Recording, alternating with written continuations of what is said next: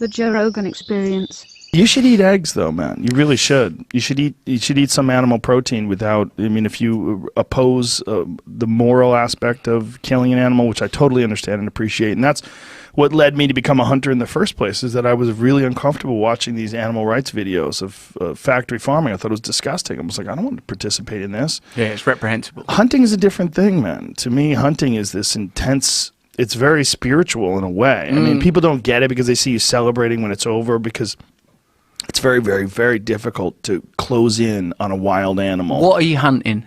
Mostly elk. Well, elk's my favorite for two reasons. One, it's very delicious, super nutritious. Also, if I shoot one elk, I can eat it for like 8 months. What are you doing, freezing them, salting them? Yeah, freezing them. So you're out stalking an elk on the plains. Yeah. Where are you? Like near where you live? You just go out? Do you travel on bikes or something? How do you follow them? Yeah, well, you do travel on bikes if you whitetail hunt. A lot of times you'll go into the woods with bikes because they don't leave a scent the way your feet do. You know, and animals don't associate the sound of a bike the way they associate it with like the sound of stepping, bipedal hominids stepping towards they've evolved, them. Right? Bipedal. Yeah, they see you on a bike, they don't even freak out as much. Delightful. Never seen that like, before. What's that? My brain! What are these things? Yeah. So, elk, are they like herd animals? So you just see like a herd of them? Yeah, you see a herd of them and you try to figure out which way the wind's blowing and you try to get close to them. Is this a video of us? Yeah, this is a video of us from... what a beautiful place. I mean, I can see the harmony of nature. Yeah, so that's an elk. Now, the thing is with me, I see that elk there and I sort of feel... like a sort of, I've watched too much Disney. You know, like I see that elk and I feel like I'm Bambi, literally. You know, I don't have it. Like, is that early in the morning? You look tired. Not tired. Might be late afternoon, actually. Can you tell? I think that was late afternoon. Yeah. Like, say, like I from that position, I couldn't. Like, I would love the game of being able to aim, because actually I've had to go down gun ranges. It turns out I'm a pretty good shot. You know, it's nice to see that thing come back with like holes around its abdomen and its head. And I think satisfied. There, you've been dealt with, paper man. But like the elk, I couldn't. I've got too much empathy in me that I couldn't deal with the feeling of. After it was shot, I like it, like almost thinking about it, the sentimentality of it. I've sentimentalized it now. You know, at least I don't eat meat and stuff like that, so it's not like I have all those feelings, but can handle it in a packaged, portioned off way. Yeah, it's just I feel too much like, oh, that creature. So what in your head when you're doing it, when you're pulling the trigger, you're not having what's going on in your mind? Well, you only are hunting these mature animals that have already passed on their genes.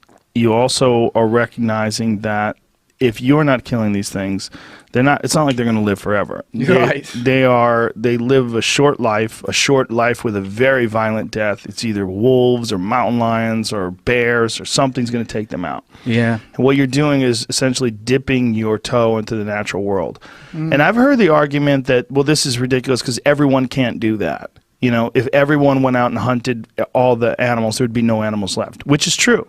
But I'm not everyone.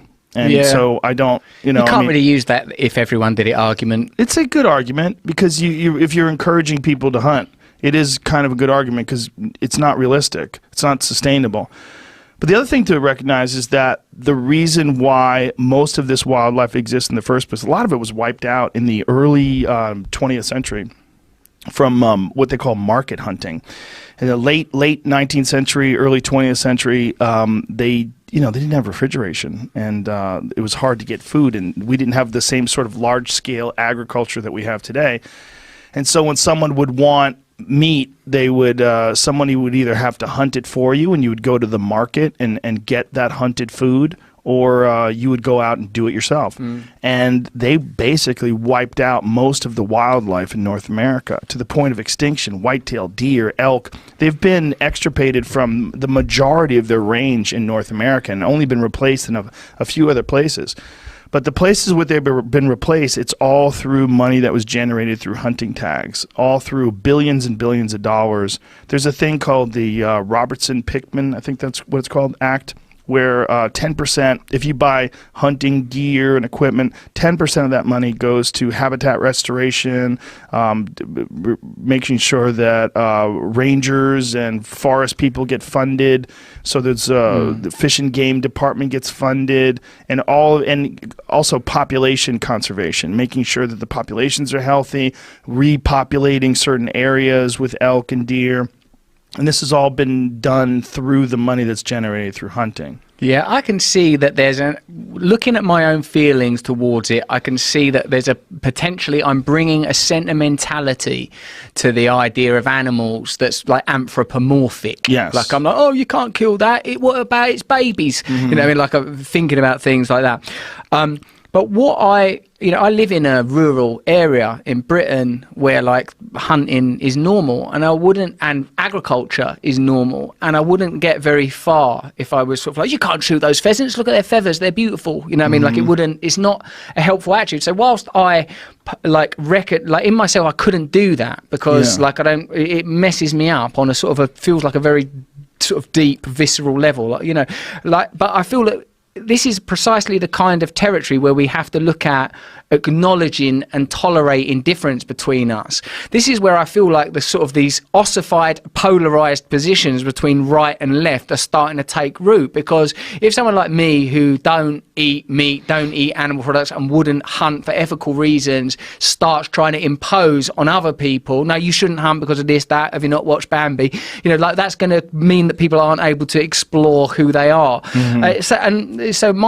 I've let go of judging people around things that I don't agree with, because I reckon I don't know everything. You know what I mean? This is about my morality, is about how I behave. And if people said to me, I'm thinking about going hunting, I'd go, well, these are my feelings about it. However, though, I just heard that hunting does contribute apparently to the survival of some species, and there is an argument that it's quite natural and indigenous, and it's probably a way of getting in contact with who we are originally as hunting people. It's an important part of our anthropological history, and possibly a lot of the condemnation of hunting is part of the rejection of who we used to be as we become overly civilized and more detached from what it is to be human, whether that's sacred or pragmatic. We don't know what human beings are anymore. We reject our own sexuality, we reject our own bodies, we're trying to turn ourselves into these sort of cyborgs, these emotionless, sexless, meaningless creatures. Where is our passion? Where is our connection with the sacred? They would go, hold on, I only asked you about hunting. When are you going to stop talking? Never. You gave me an in. I will pummel you with my belief system on all things. So I don't feel like that ain't where I get into judging people.